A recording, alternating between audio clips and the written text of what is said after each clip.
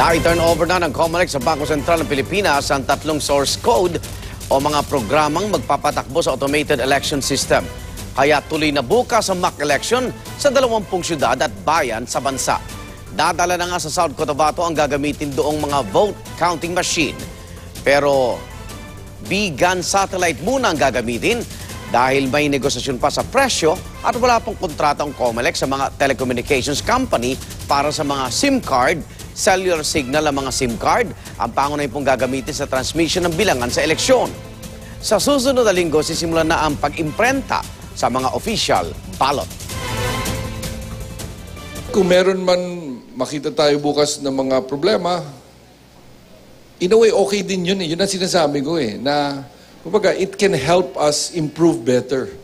Ang mahalaga is come election day, kailangan as close to